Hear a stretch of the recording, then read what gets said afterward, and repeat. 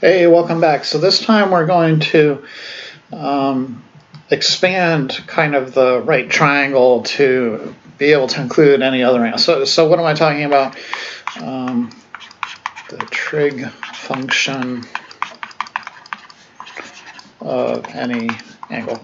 Because we were working with right triangles, all the angles we were dealing with were in between 0 and 90 degrees. But clearly we want to be able to figure out the things like sine of 203 degrees and things like that. Okay, so all right. So before, this is kind of the picture we were dealing with in the last section. You'll have some angle theta, and we're just basically confined to that first quadrant. Okay. Now what we're saying is we're going to be able to consider angles in other quadrants. So we can consider maybe this angle like this. And I think the trick, at least in my opinion, maybe some other teachers will disagree, is to kind of envision these as triangles in different quadrants. So if you're in the first quadrant and maybe you have the point you're dealing with, x comma y, and then the distance from the origin to the point P would be some radius of kind of a circle. You can always consider the angle here as an angle of a right triangle in the first quadrant. And then in the second case, let's say this is the point x comma y again. The triangle you're looking at is kind of over here now. Okay, that right triangle. So that's the way I kind of handle it. I just kind of think of things in terms of triangles in different quadrants. And it seems to kind of work out. So if you're in the third quadrant, your angle is zipping around to over here somewhere. Your triangle is going to be like this, depending on where your point is. Your point is right here. And this would be your angle theta. And then in the fourth quadrant, your angle would be zipping around like this. And maybe your point is right here. So your triangle would be like right here. Excuse me. That would be your angle theta. Okay. So with regards to the trig function, then you need to know basically you're going to have to figure out the x, the y, and the r, where the r is kind of like the radius if you consider each of these in a circle.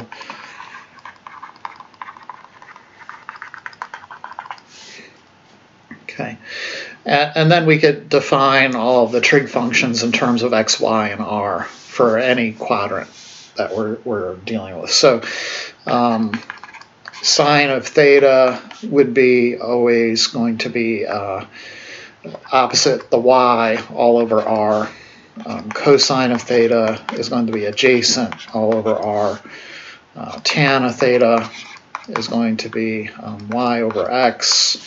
And then our other guys, secant theta, or whoops, I always do cosecant.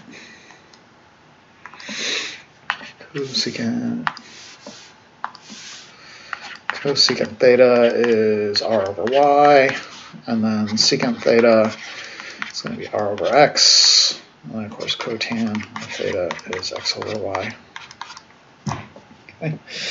Okay, so let's make this a little bit more clear. I know it's kind of like, what's going on? But let's look at an example from the book, and I'll actually read off what the example says, like I usually do. And what are we doing here? It's on, if you want to look, it's on page 565. It says, evaluating trigonometric functions, let P equal -3, -5 be a point on the terminal side of theta.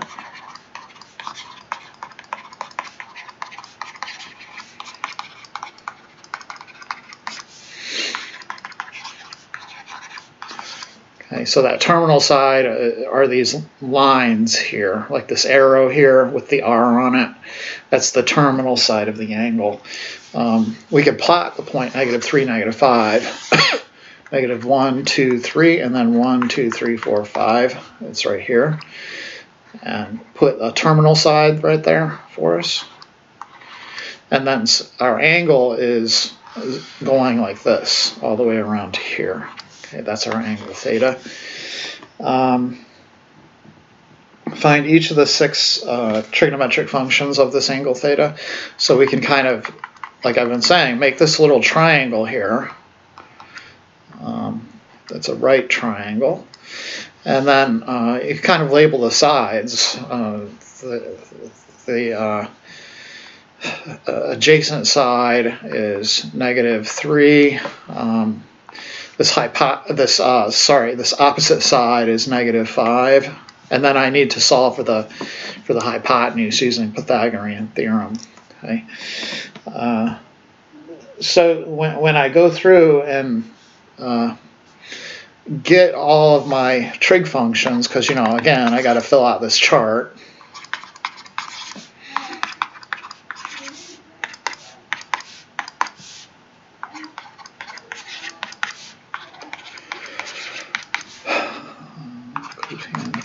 You can think in terms like above y over r, x over r, but you can also kind of think of it in terms of opposite over hypotenuse and stuff like that if you just pretend like this is your angle inside the right triangle. So for example, sine of that angle is going to be opposite -5 all over hypotenuse, which I haven't got yet. So let's get the hypotenuse. So it's -5 squared plus -3 squared equals the hypotenuse squared, which is, we always give the letter little c, right? So this would be 25 plus 9 is little c squared, and then c squared must be 34, and then square root on both sides, square root 34. So it'll be -5 over square root 34.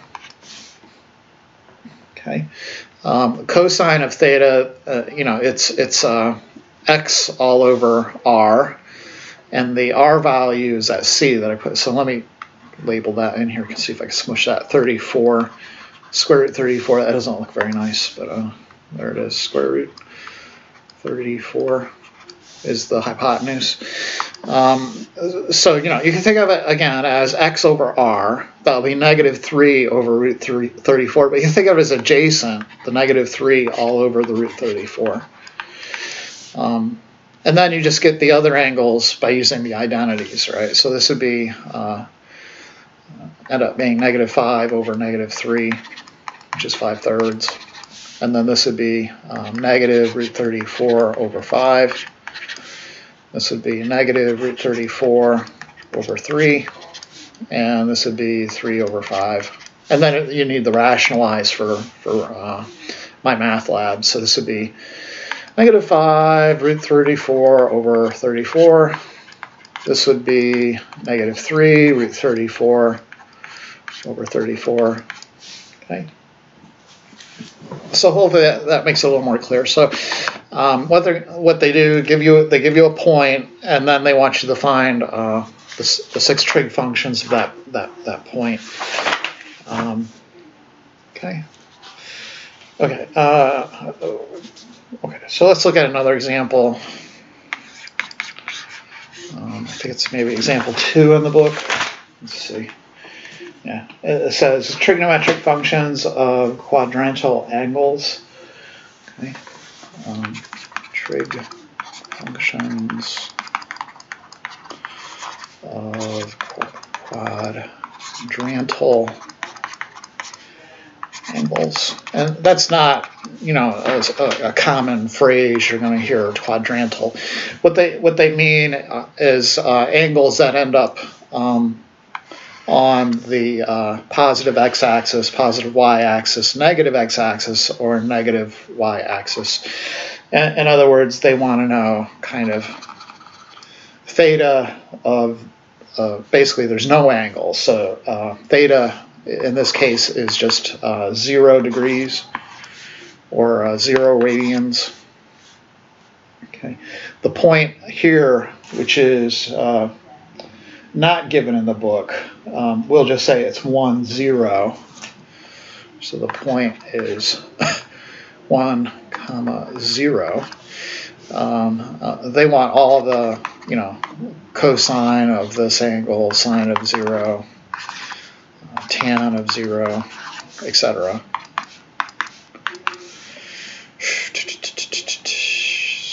Cosecant, secant, cotan. Okay, so the radius in this case is it's like a smush triangle. So if you did have kind of a triangle somewhere, the r value is 1, and then for here the x value is 1 and the y value is 0. So you could pretend it's a triangle, it's a smush triangle, but you could pretend its hypotenuse is 1, its adjacent side is 1, and then the opposite side is 0. And it's not what it is, but it's that. So cosine of theta adjacent over hypotenuse, so that's just 1 over 1. I guess I didn't do them in my usual order, so sorry. Let me put sine first. Cosine of theta. Yeah. So the sine of theta then is opposite 0 all over hypotenuse 1, which is 0.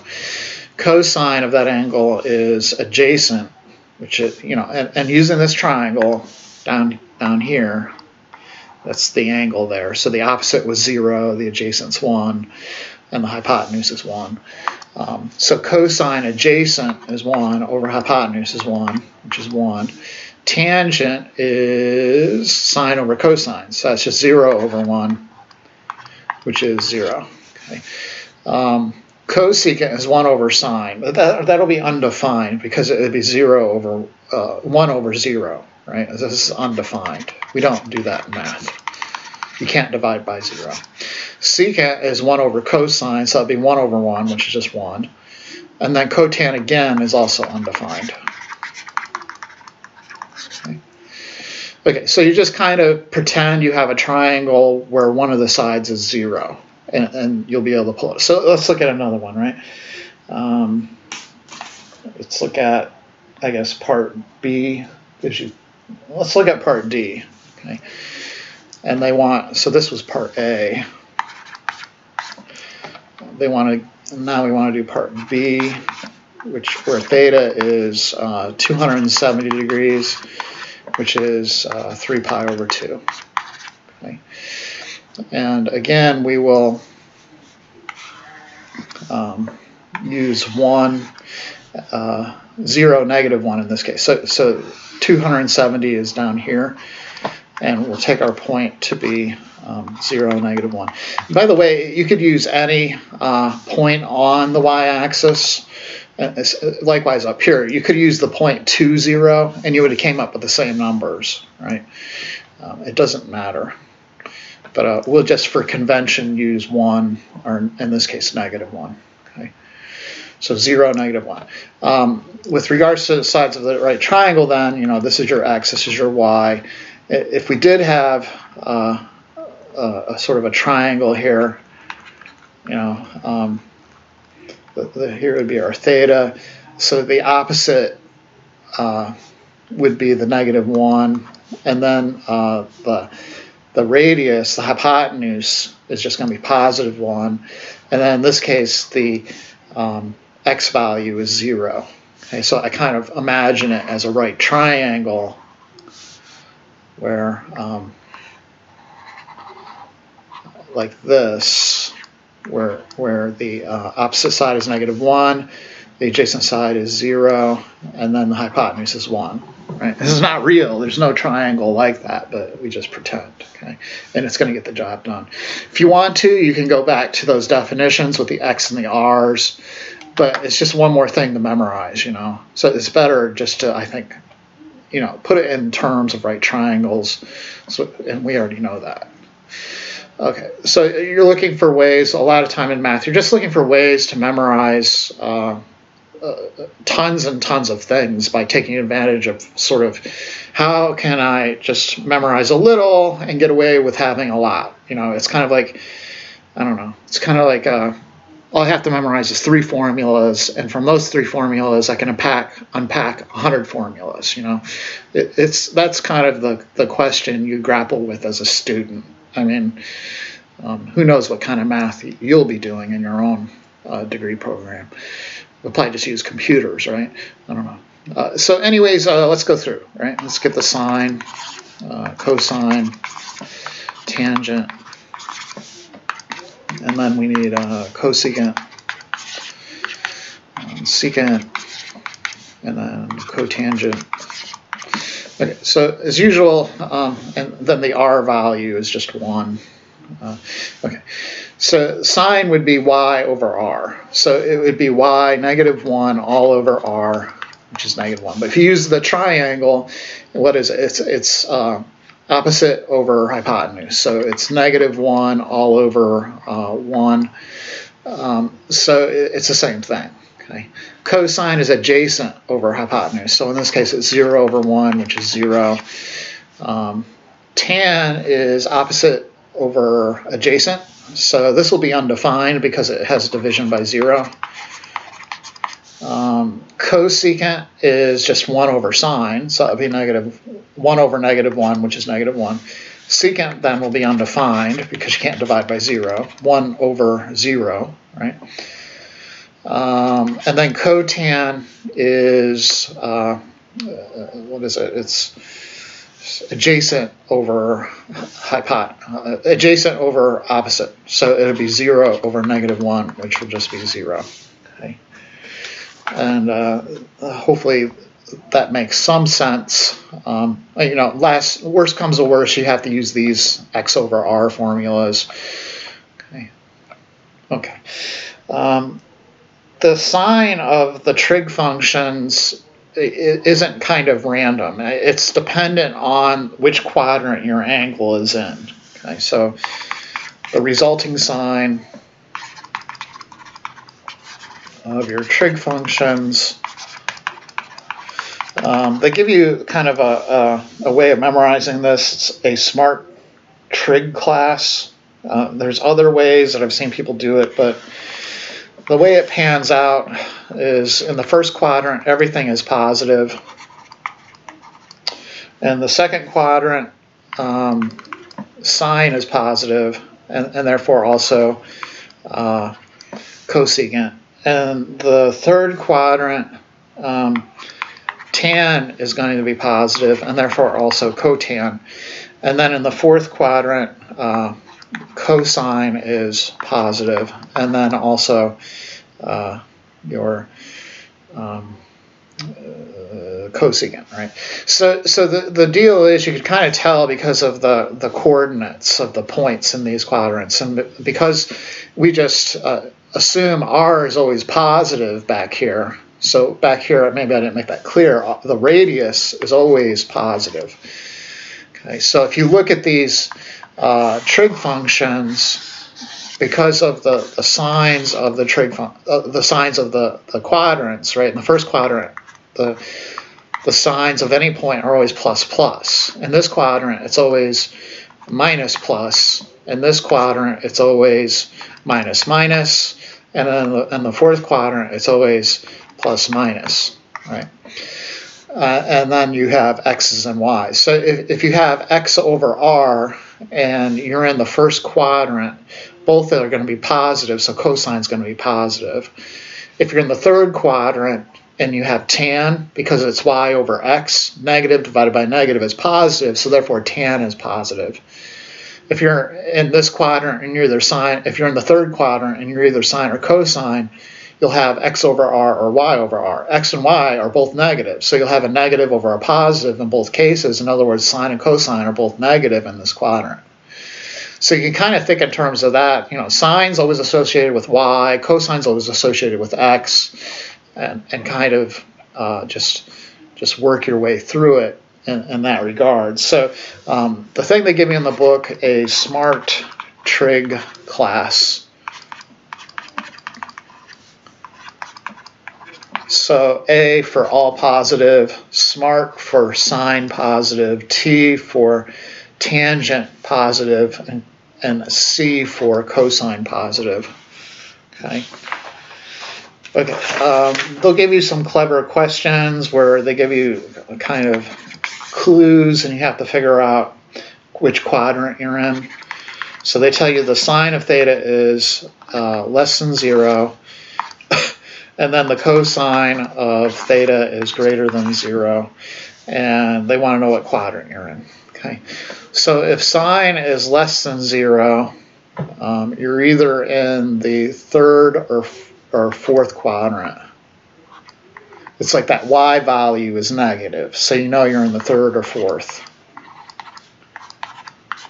If cosine is positive, you have to be either in the first or the fourth quadrant.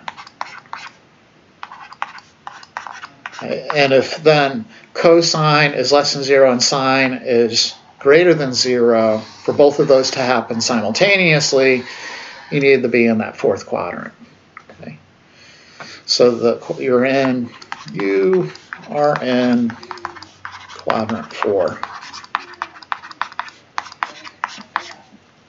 Let's look at another one. So in 26, they want you to figure out the values of all the trig functions, given that cosine of theta is 4 over 5, and that the angle is in quadrant 4. Okay, so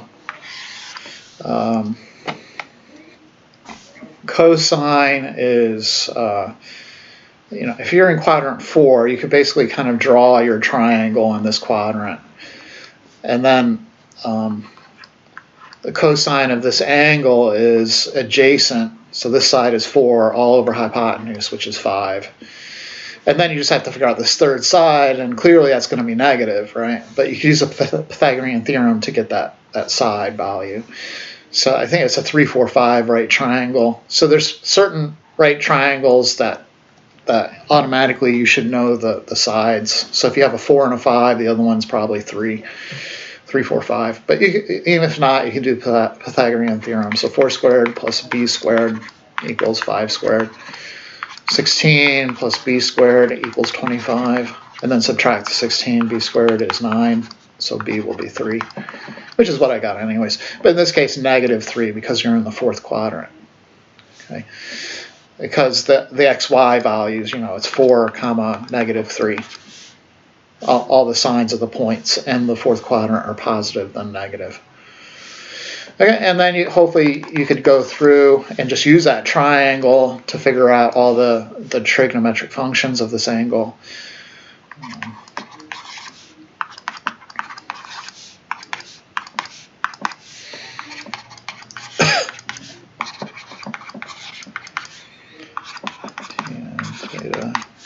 Okay, so let's see if we can do that. Sine is opposite over hypotenuse.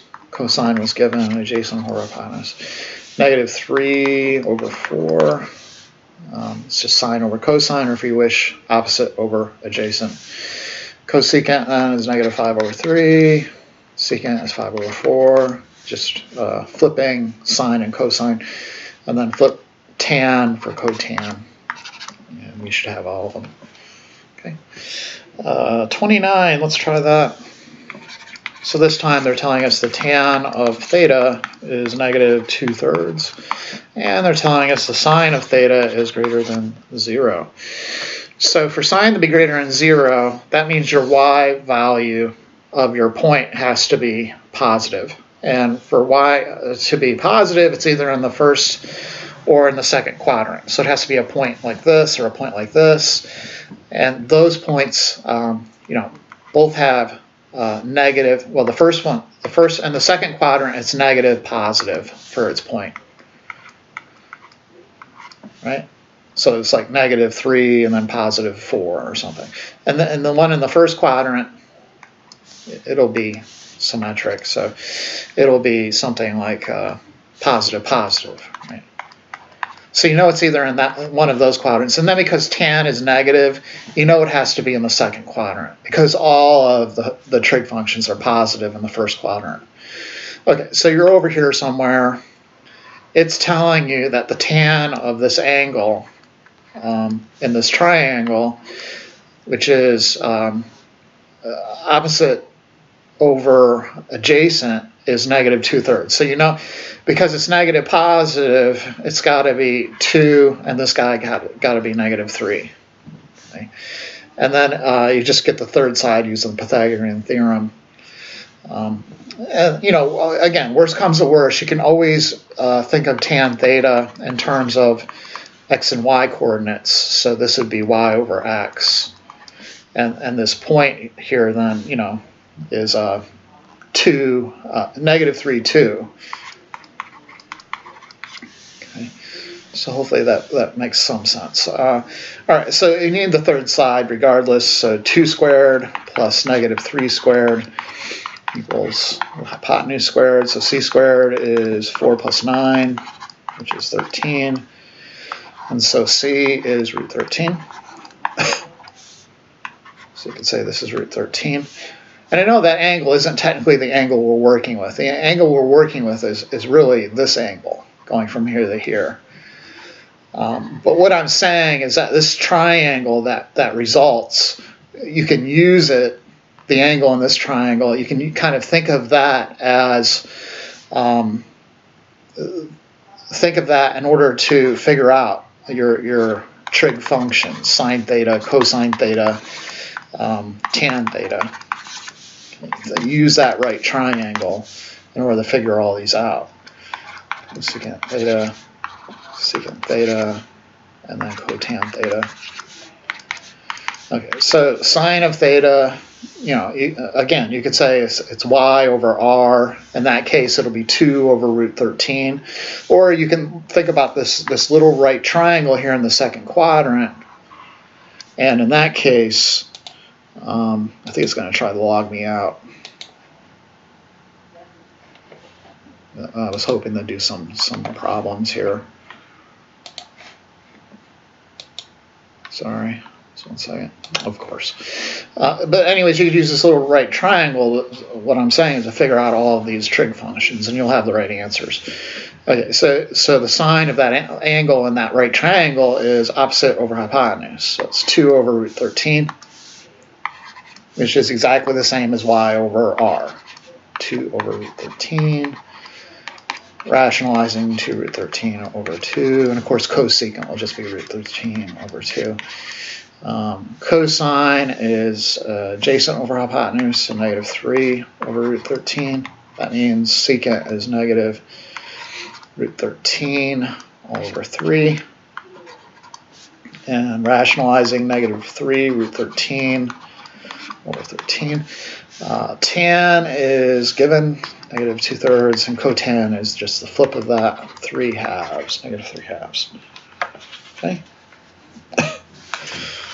Okay, let's move on.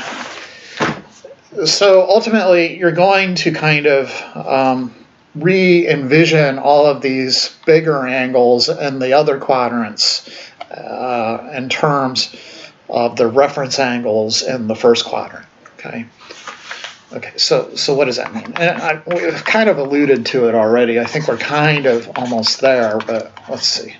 Reference angles. So, you know, what I've kind of already been saying is that when you think of this, when you work with this angle, you kind of want to think of this triangle, right? Where the angle is sitting in here. Okay. This angle inside the triangle that I've kind of already been trying to get you to work with is the reference angle, okay? And it's an angle in between 0 and 90 degrees. So let's call that theta prime, okay? So theta prime is the reference angle.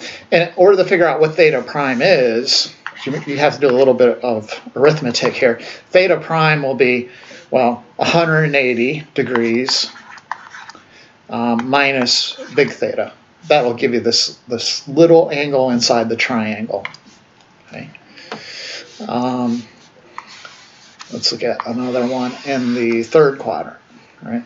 So if you're in the third quadrant, your little triangle is going to be like this, and what you're doing is kind of trying to find that angle here.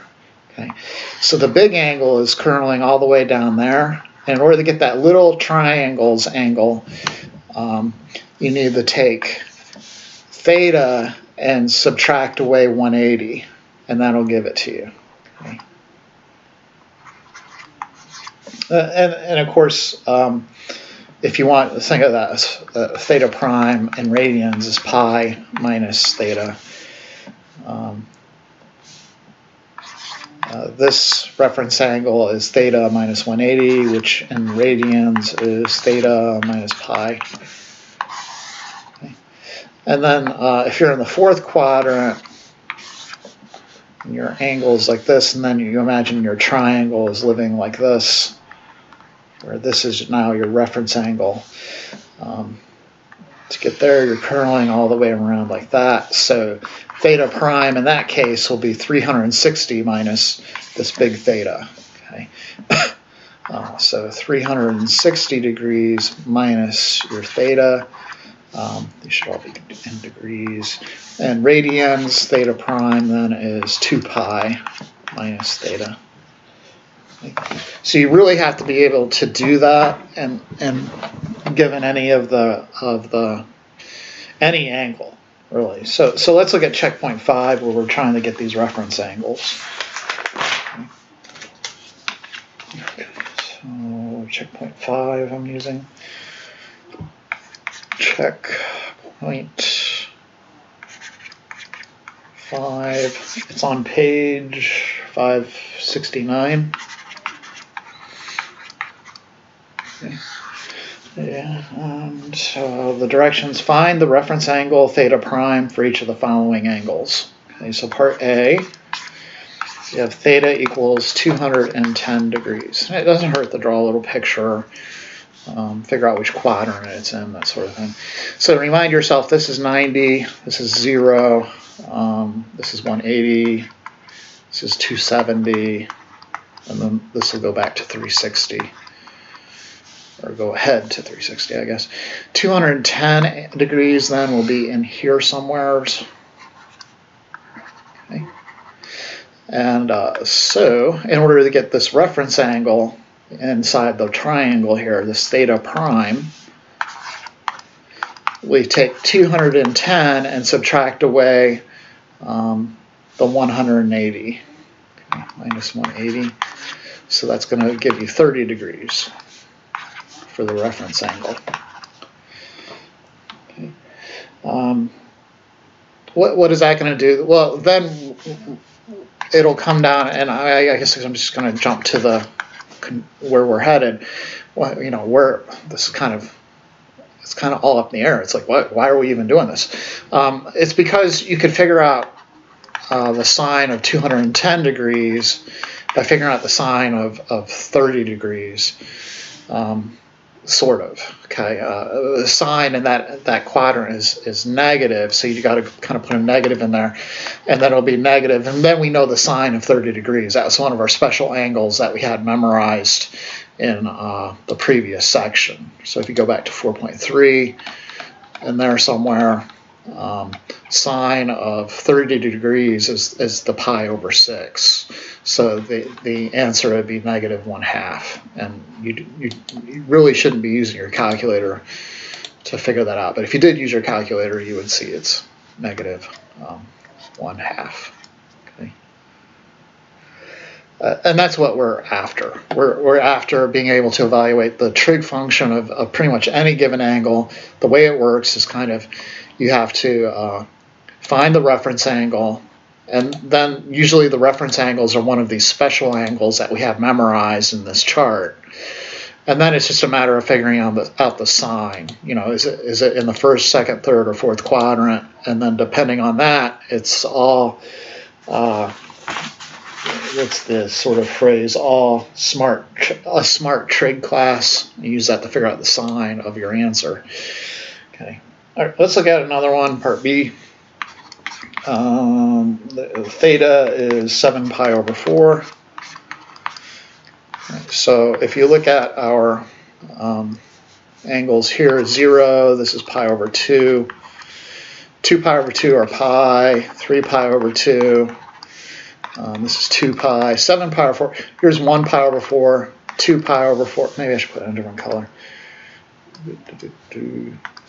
So 1 pi over 4. 2 pi over 4 is 3, 4, 5, 6, 7. Okay, so we're in that fourth quadrant and I'm looking for theta prime. And in the fourth quadrant, theta prime will be 2 pi minus the 7 pi over 4, which in this case will be 8 pi over 4, and a common denominator, and 7 pi over 4. So the reference angle is pi over 4. Part C, theta is negative 240 degrees. The first thing I want to do with this thing is put it into in between 0 and 360 degrees. So I'll just keep adding 360 to it. Okay, so theta, I don't know,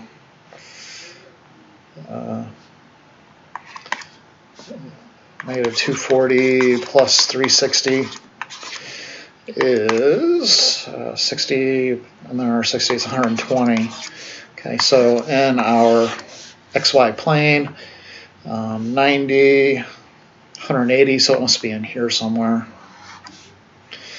And then so it's in the second quadrant, and then we're looking for theta prime.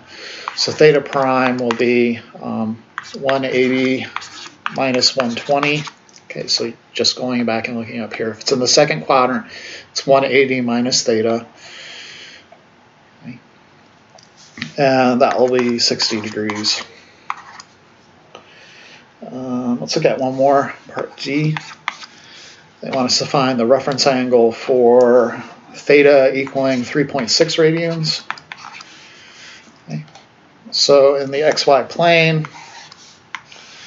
this is 0 radians. This will be pi over 2 radians, which is about 1.5 radians. You know, this is 3.14 or pi radians, about, so it's approximately that, approximately 1.5. This will be approximately then 4.6, and then this will be approximately 6.28, just doubling 3.14. Okay, so 3.6 is going to be in the third quadrant. So I'm looking for this reference angle, and yeah, so theta prime will be 3.6 minus the 3.14, or pi, if you wish, and that'll be approximately 0.458. Okay. Let's do two more,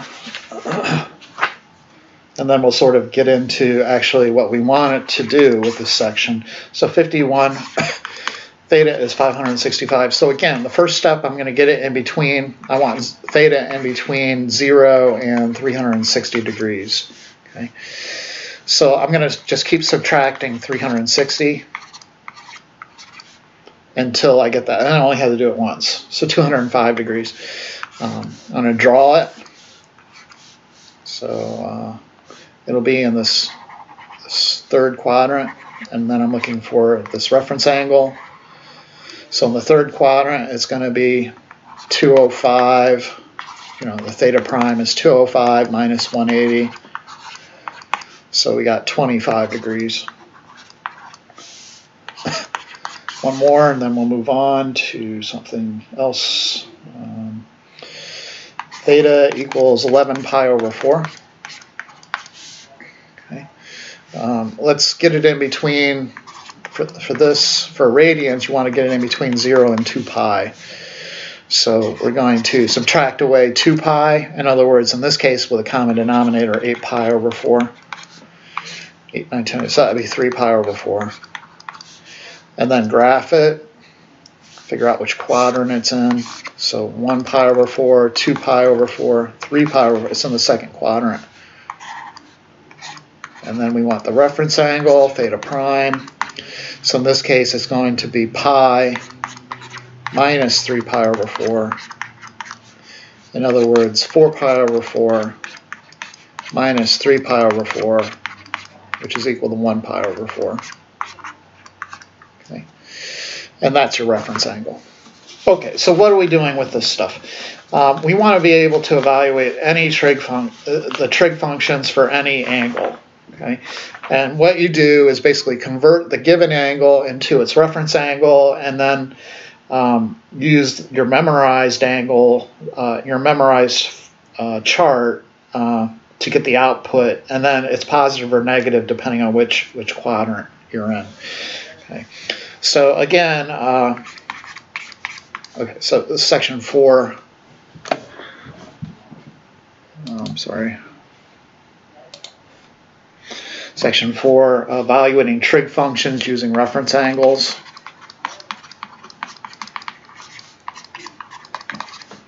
And this is extremely important. You have to memorize this. You have to master this. Okay, it has to be in your brain somewhere. Okay, evaluating trig functions using reference angles. It doesn't go away. And it's one of those things, if you don't know how to do it, you're still going to be using it 2-3 years from now. Okay, you have to know how to do it. Okay, so first step is to find the reference angle, like we've been doing. Secondly, then apply the sine from the quadrant.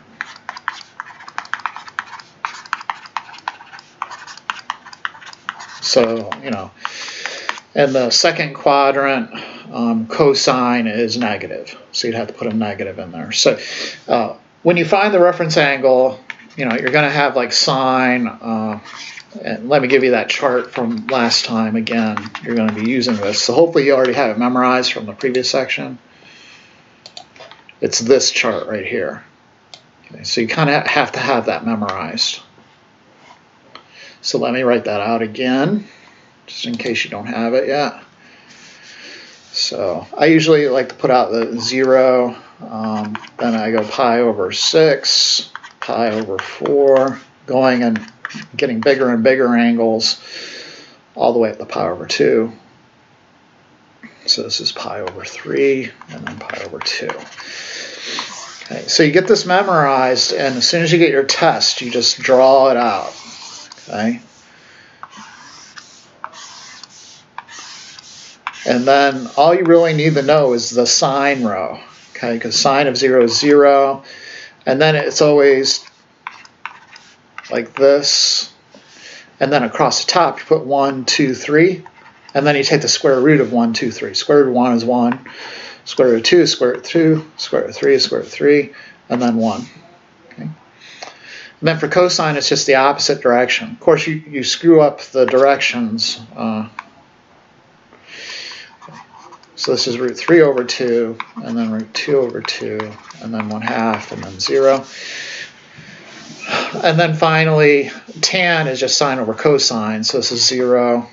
This is 1 over root 3, which is root 3 over 3 if you rationalize. This is 1. This will be root 3, and then this is undefined.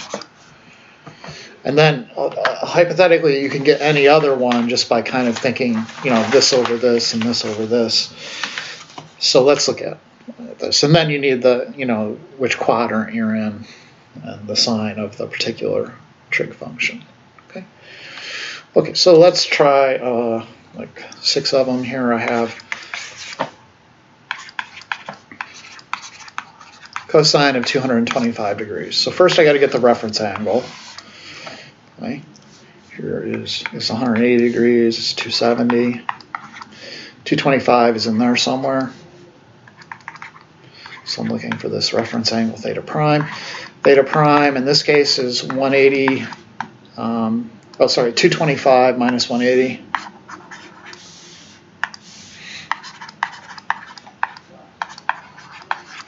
Which is 45.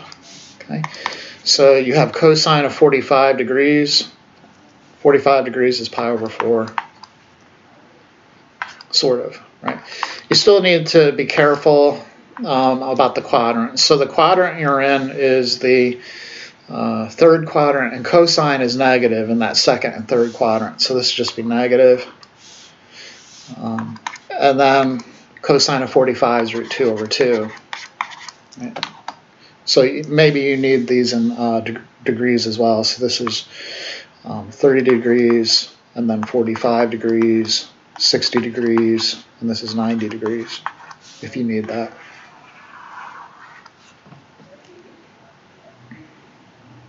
Okay.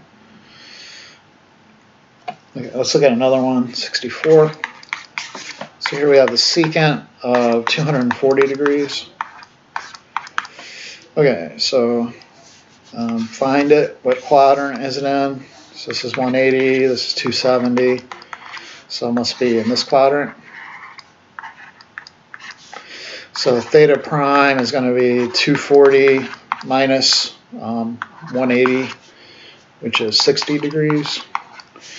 So I'm looking at a secant of 60 degrees. It's in the third quadrant. Secant is basically best friends with cosine. So you just take the sine of whatever cosine is. So cosine is negative in this quadrant, so secant will be as well. Okay. So you want secant of 60, so basically 1 over cosine of 60. Cosine of 60 is 1/2, so secant is 2 over 1, so 2. So you got to do a little bit of thinking to get there. But hypothetically, if you have this, cosine of 60 is 1/2, so secant must be 2 over 1, so 2. Let's do another one, 67. We have the sine of 2 pi over 3. So figuring out which quadrant it's in. 1 pi over 3, here's 2 pi over, it's in the second quadrant. Sine is positive there. The reference angle then, you could basically just say it's pi over 3. If you know kind of what, if it's simplified fraction, it'll work like that. This is just pi over 3. If you're not sure, you have to kind of remind yourself that to get that reference angle for the second quadrant, it'll be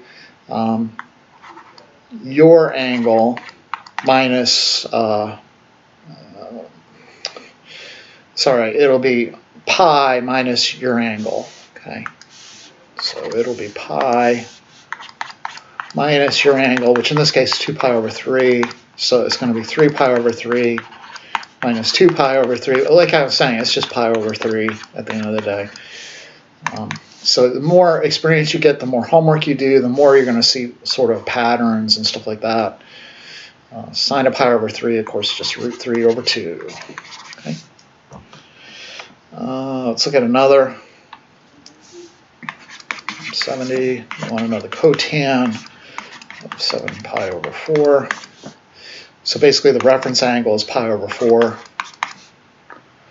You just have to make sure that the angle is simplified, right? So, I mean, if you had cotan of 8 pi over 4, or I don't know, 8 pi over 6, you can't say the reference angle is pi over 6, because this is really cotan of 4 pi over 3. The reference angle would be pi over 3. Okay, so you have to make sure it's simplified before you kind of pull that trick. But you can always use reference, the sort of way we, the subtraction.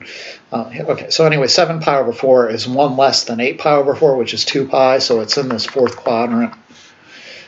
You're looking for the reference angle, if you wish. So you're going to go 2 pi, theta prime is 2 pi minus your angle.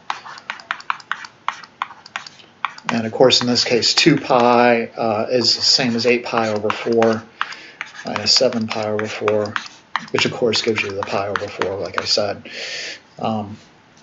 Okay, so then we just need to figure out, what quadrant are we in? And I kind of already did that. We're in the fourth quadrant. So what is tangent in that quadrant? Tangent is going to be negative, so cotan is also negative, so we're looking for the negative cotan of pi over 4. Tan of pi over 4 is 1, cotan is 1 over 1, so this will be just negative 1. 2 more. Sine of negative 240. Okay, first let's get this angle in between 0 and 360. So just keep adding 360 to it until you get there. So 0 to 1, it's 120. So this is sine of 120. Okay, now we can get the reference angle if you need to. So this is 90, and then 120 is about right here. Okay. So to get theta prime in that case, it's 180 minus 120, which is 60. Okay. So the reference angle is 60 degrees. Sine of 60 degrees, of course, is radical 3 over 2. In the second quadrant, sine is positive, so we're good with the sine. And then it's just radical 3 over 2. Let's look at one more. 76. We have the tan of negative pi over 6. If you think about the picture, negative pi over 6, you can add, to get it in between 0 and 2 pi, if you want. So negative pi over 6 plus 2 pi is negative pi over 6 plus 12 pi over 6, which is 11 pi over 6, which is going to be, where is that? It's in the fourth quadrant, right? So it's 1 pi over 6, 2 pi over 6, 3 pi over 6, 4 pi, 5, 6, 7, 8, 9, 10, 11 pi over 6. Okay, so we want that reference angle. It's just going to be pi over 6, right? We could do it the old-fashioned way. To get theta prime, you take 2 pi and subtract this 11 pi over 6. So that's going to be 12 pi over 6 minus 11 pi over 6, which of course is pi over 6, like I promised. So you're really trying to figure out the tan of pi over 6. In this quadrant, that's the reference angle, but in this quadrant, tangent is negative, so you need a negative in there.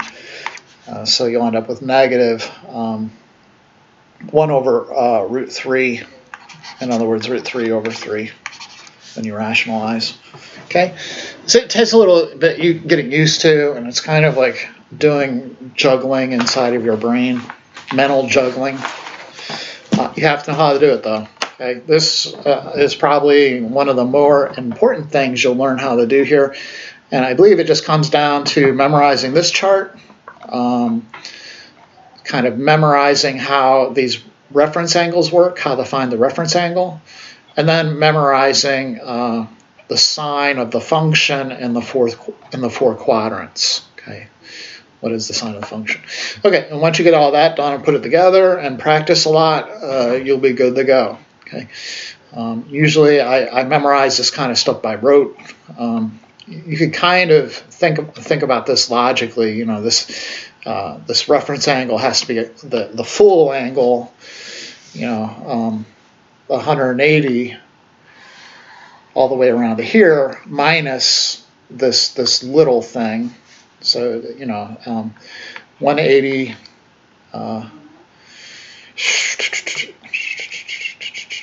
minus theta prime is equal to the big theta. So you can kind of say, well, then theta must be equal to 180 minus theta. You solve for it like that. I don't know, but it's this angle all the way around here. That's 180 minus this angle to here gives you this angle right here. So you can think about it logically if you're capable of doing that. If you're not, you're just going to have to rote memorize it. Okay. So today's quiz question, I hadn't forgotten that. Let me give you a quiz. Let's try the tangent of. Try to figure out the tangent of 5 pi over 4. Okay. So that's the quiz for this video, 4.4. And we'll leave you at that, and we'll see you next time.